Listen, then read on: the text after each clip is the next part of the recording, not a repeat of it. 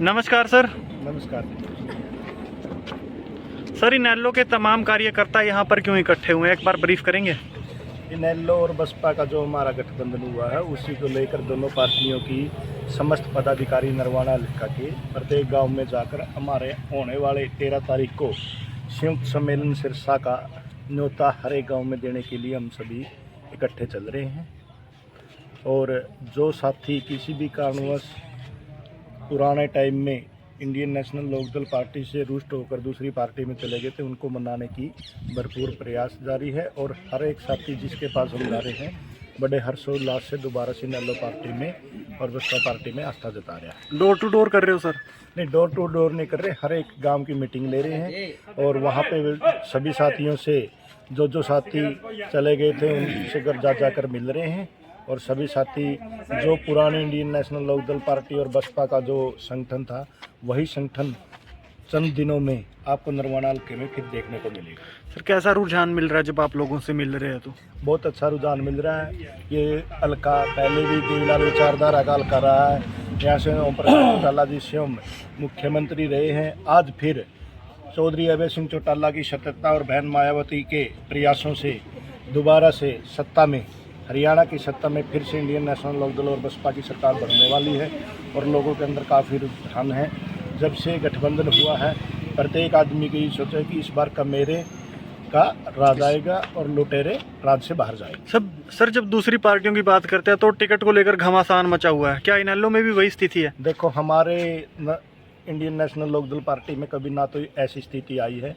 आप आज तक का रिकॉर्ड उठा के देख सकते हैं, चाहे हल्के में कितने भी टिकटार्थी हुए, जिसको भी चौधरी ओम प्रकाश चौटाला जी ने, जिसको भी चौधरी देवीलाल जी ने, जिसको भी चौधरी अभय सिंह चौटाला जी ने टिकट दी है, शर्माते सभी ने उन्हीं का सहयोग किया है। और किसी भी पार्टी में कोई भी नेता ऐसा नहीं है भाई मैंने टिकट नहीं मिली और वो छोड़ के चला गया हूँ। और पार्टियों में हमेशा देखने को मिलता है। और तो दाव की सभी लोग अपने दाव लगाए बैठे हैं, भाई मेरा दाव लग गया तो ठीक है। लेकिन इंडियन नेशनल लोकदल पार्टी में आज तक ऐसा कुछ देखने को नहीं मिला, क्योंकि ये सच्ची विचारधारा की पार्टी है, देवीलाल विचारधारा की पार्टी है। इन्होंने सदा ही लोगों की सेवा भाव से काम किया, ना कि सत्ता को ठियाने के लिए काम कर रही है। सर, दावे तो यहाँ तक किए जा रहे हैं कि आने वाले समय में इनेलो पार्टी में बड़ी संख्या में जो हैं कई पार्टियों के नेता शामिल होने वाले हैं। देखो, ये तो बिल्कुल सच बात है, क्योंकि चौधरी अभय सिंह चौटाला भी प्रयासरत है कि जो भी साथी हमसे रूठ के चले गए थे, देखो मनाना, अगर हमारा बच्चा भी रुस जाता तो हम उसको भी मनाते हैं। और वो तो हमारी विचारधारा से जुड़े सभी नेता भी थे, कार्यकर्ता भी थे। और उसी पर चौधरी ओम प्रकाश चौटाला जी ने जो दिशा निर्देश दिए हैं उसी पर बसपा पार्टी और इंडियन नेशनल लोकदल पार्टी का हर एक पदाधिकारी तन मन धन से जुटा हुआ है। और आने वाले दिनों में, जैसा कि मैंने आपको थोड़ी देर पहले बताया था, 25 सितंबर की जो रैली होगी वो रैली इस बार गुहाना रैली का भी रिकॉर्ड तोड़ेगी। और आने वाली जो ये सरकार बनेगी विधानसभा, निश्चित तौर पे अभय सिंह चौटाला हरियाणा के मुख्यमंत्री होंगे और बहन मायावती का उनके साथ सहयोग रहेगा। सर, एक लास्ट क्वेश्चन है, भारत की बेटी ओलंपिक में जो गई थी विनेश फोगाट जी, उस मामले पर क्या कहना चाहेंगे आप? देखो, बड़े दुर्भाग्य की बात है कि हमारी बेटी का जो गोल्ड आना था वो नहीं आया। लेकिन चलो, प्रयासरत है पूरी टीम और पूरा देश की जो भी वहाँ पे डेलीगेशन गया हुआ है, अपील डाली गई है। हमारे भी यही मानना है कि कम से कम उनको सिल्वर मेडल तो दिया जाए, जिससे अपने देश का भी मान सम्मान बचा रहे और बेटी को भी किसी भी प्रकार का उनको ये महसूस ना हो कि मैंने 24 साल खेल को दिए हूँ और आखिर में मेरे को क्या हासिल हुआ। और विनेश फोगाट बहुत अच्छा खेल ली और उससे पूरे देश को उम्मीद थी कि वो गोल्ड ही लेके आएगी। लेकिन चलो, दुर्भाग्य की बात है भाई, किसी कारणवश उनका वेट ज़्यादा हो गया। लेकिन हम तो यही दुआ कर रहे हैं हम सभी, और सभी जन जन की ये आवाज़ है कि विनेश फोगाट को कम से कम सिल्वर मेडल तो मिले। रंगीन जी, क्या कुछ कहना चाहेंगे, जो बसपा का और इनेलो का गठबंधन हुआ कितना प्रभावी होगा ये आने वाले विधानसभा चुनाव में? सर, सबसे पहले मैं पत्रकार भाइयों को आभार व्यक्त करता हूँ। सभी को बहुत बहुत धन्यवाद, आप लोग यहाँ आए।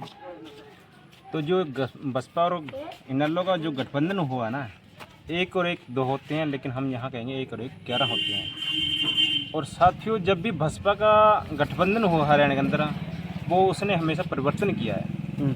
चाहे वो आप चौधरी अपने देवीलाल जी से मान लो उस समय की बात करो, उसके बाद 2009 के अंदर हजगा के साथ गठबंधन हुआ था, तब भी एक बहुत बड़ी लहर चली थी। उसके बाद 2018 के अंदर इनेलो के साथ गठबंधन हुआ था, गुहाना की इतनी बड़ी रैली हुई थी उसके अंदर भी, और वही परिवर्तन वही हालात आज भी हैं प्रदेश के अंदर।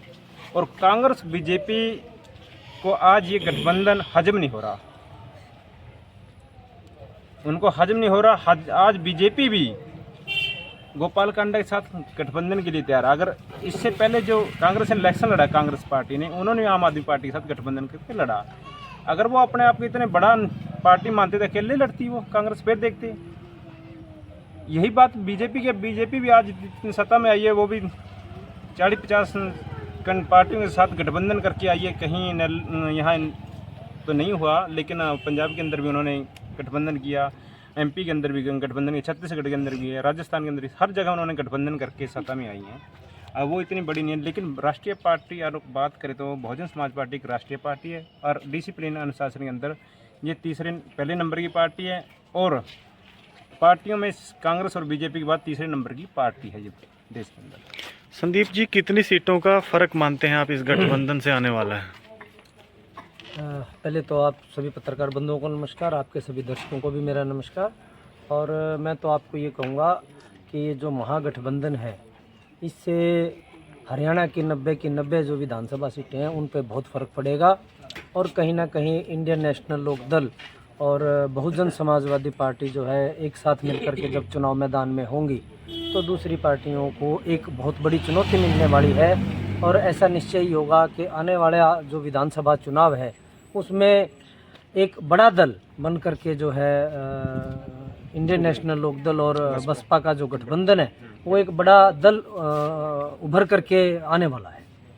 पिंकी जी, क्या कुछ कहना चाहेंगी? 90 सीटें हैं उनको लेकर गठबंधन यहाँ पर हो चुका है, और हल्के में क्या चुनौतियाँ होगी आपके सामने? नहीं, अब चुनौती की तो बात हम करेंगे नहीं, क्योंकि जब गठबंधन होता है तो दो ताकत मिल जाती हैं, और हम तो वैसे ये मान के चल रहे हैं कि एक बसपा और एक इंडियन नेशनल लोक दल पार्टी 11 हो गई, और 1 और 1 11, तो एक बहुत बड़ा बल मिल जाता है। अंकुश जी, बात करी जा रही है 1 और 1 11 की, जब इनेलो और बसपा मिल जाती है तो 1 और 1 11, तो वहीं कई लोग हैं सोशल मीडिया पर ट्रेंड कर रहा है 0 + 0 = 0, उनको लेकर क्या कहेंगे आप? देखिए, इस पे हमारी नेत्री ने सुनैना जी ने बहुत अच्छा जवाब दिया था कि 0 जब पीछे लग जाता है तो वैल्यू भी बढ़ाता है, और हम सभी अभय सिंह चौटाला जी के पीछे लगे तो जितनी 0 आप लगाओगे उतने हम बढ़ते जाएंगे। और मैं सभी से ये कहना चाहता हूँ कि अगर आप आंकड़े देखेंगे लोकसभा में तो बसपा के कितने वोट्स आए हैं और इनेलो के, तो ऊपर की राजनीति अलग होती है, लेकिन नीचे की जो विधानसभा की राजनीति है उसमें मुद्दों के साथ लड़ा जाएगा, और इसका इम्पैक्ट एक हर सीट पे दिखेगा। और आप देखना कि इस बार हमारे सीएम चौधरी अभय सिंह चौटाला जी बनेंगे। नरवाना हल्के में ऐसे कौन से काम है जिन पे फोकस रहेगा, जिनको आधार बनाकर आप वोट मांगेंगे?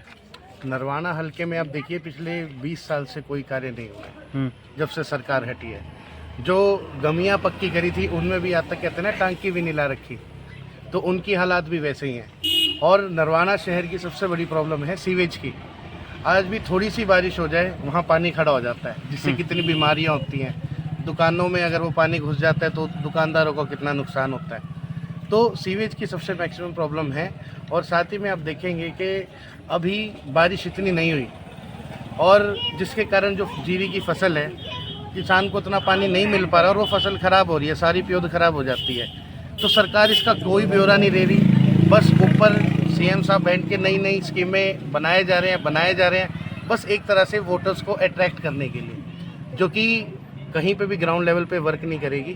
तो लोग सब चीज़ समझते हैं, और इस बार बसपा को और इनेलो को वो सत्ता में लेकर आएंगे। चलिए, धन्यवाद सर। धन्यवाद।